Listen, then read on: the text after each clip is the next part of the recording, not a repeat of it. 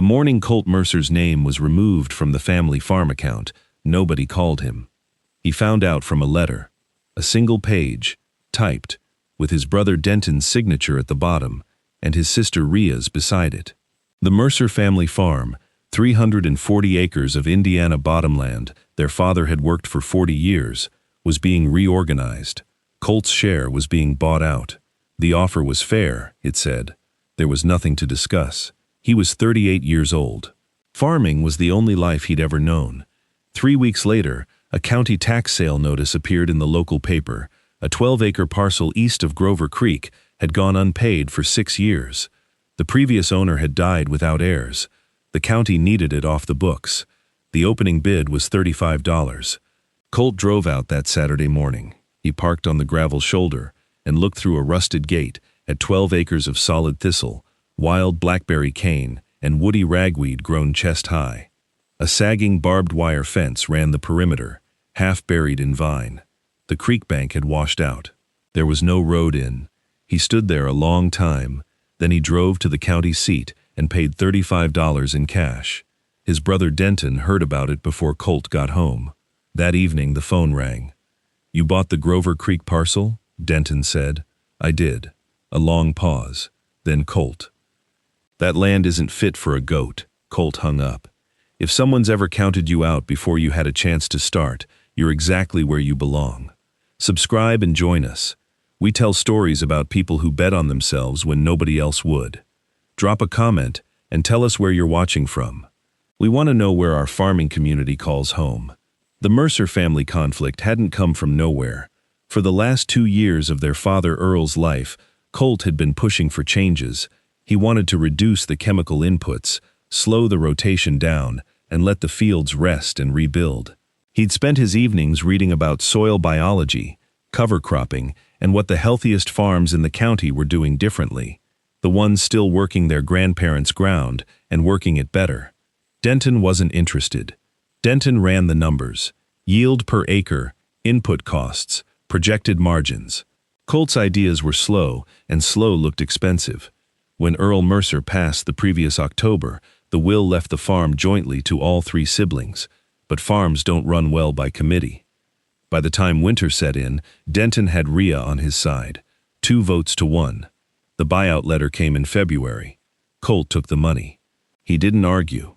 He rented a small house, 2 miles from Grover Creek, and spent his first week doing what everyone assumed was nothing, walking the 12 acres, looking carefully at what he'd gotten. What he saw was this: beneath the thistle and blackberry cane, the ground wasn't hard-packed clay. It was dark. It held moisture.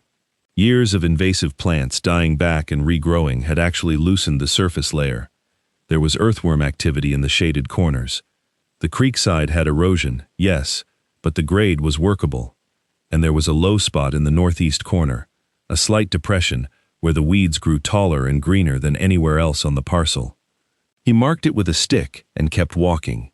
He took soil samples from 6 spots across the field and brought them to the county extension office.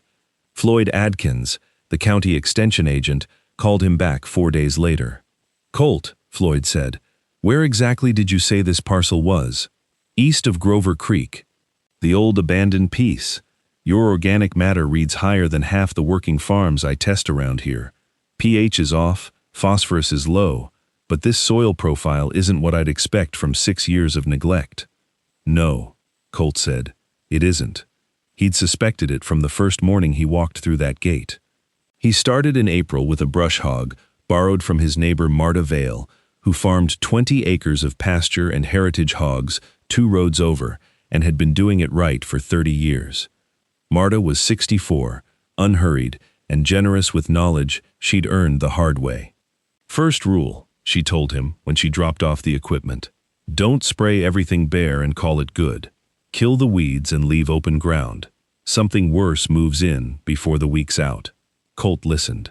He brush-hogged the heaviest growth and seeded immediately behind the mower: orchard grass, red clover, and chicory.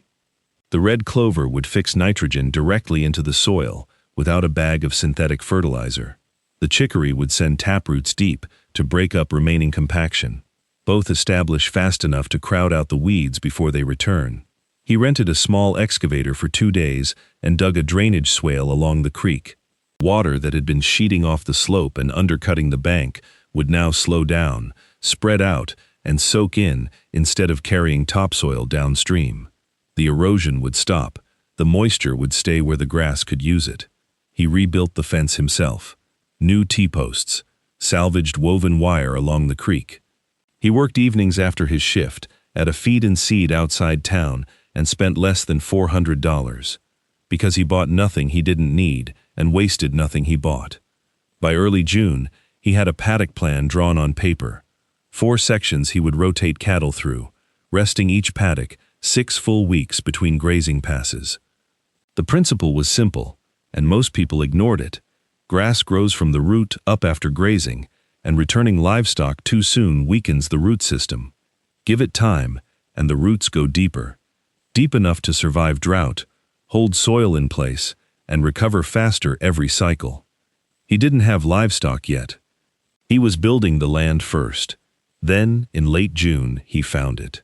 While clearing the northeast corner by hand, the spot he'd marked with a stick back in March, his shovel hit resistance 18 inches down. He dug wider. Water began seeping in around the blade, cold and clear. He dug wider still. A spring, old, silted, nearly shut after years of neglect, but alive and flowing. He called Marta. She drove over that evening, crouched down at the edge of the corner, and pressed her hand into the water, pooling up around the soil. "Cold," she said quietly. "That's ground-fed. It's coming up from deep. It won't dry up in August." Colt nodded slowly. She looked up at him. "You know what this means for livestock year-round." "I do," he said. A natural spring meant clean water for livestock in every season. No pump, no power line, no trenching across frozen ground in February. It was what experienced farmers once looked for first, back when reading the land was a skill passed from father to son. Somewhere, that skill had gotten lost.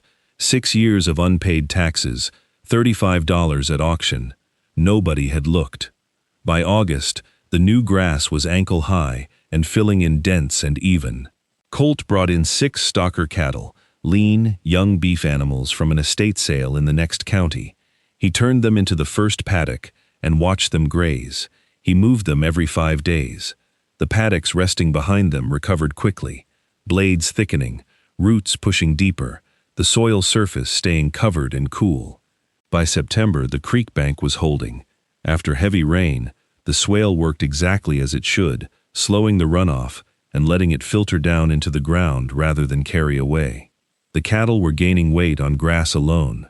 Marta stopped by on a Tuesday morning in October and stood at the gate without speaking for a long time. "This isn't the same ground," she said at last. "Same ground," Colt answered. "Just managed." Russell Pace, a retired dairyman who lived on the south side of the road, had been slowing his truck down every time he drove past. In late October, he finally pulled over and rolled down the window. "I want to ask you about your rotation schedule," Russell said. They stood at the fence in the cool morning air and talked for an hour. In November, Denton Mercer drove out alone. He didn't call ahead. He parked on the county road shoulder and looked through the gate at a pasture that was still green in November. 6 healthy cattle moving slowly through it, a repaired fence line running clean along the creek, a faint thread of spring water catching the low winter light in the northeast corner. Colt walked out from the far paddock, and they stood together at the gate. Neither spoke for a stretch of time. "Soil was better than it looked," Colt said. Denton nodded slowly. He was looking at the spring, then at the cattle, then at the fence. His jaw tightened in the way it did when he was working something out. "I'm sorry," he said. "About the letter." Colt leaned on the gatepost and looked out across the pasture. He'd carried that letter in his head for 9 months. He'd rehearsed answers to this moment more times than he'd ever admit. When it actually came, only one answer felt right. "Just glad I had somewhere to put the work," he said. That was enough. 12 acres, $35, 9 months. That's all it took to show what neglected ground can become when someone decides to look at it carefully instead of walking past. The lesson of Grover Creek isn't really about the spring, or the soil test, or the cattle gaining weight on well-managed grass.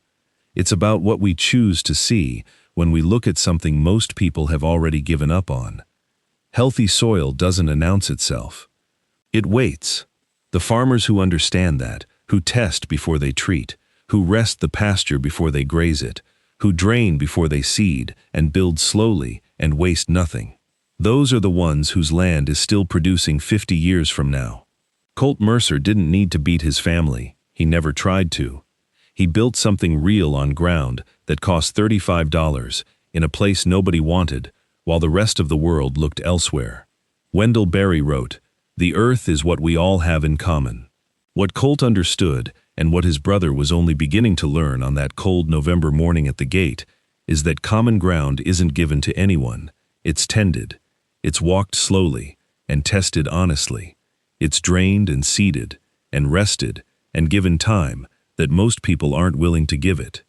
And when it finally heals, there's nothing quite like standing at a gate in the still of a November morning, looking out over green grass, listening to cattle move quietly across land you brought back from nothing.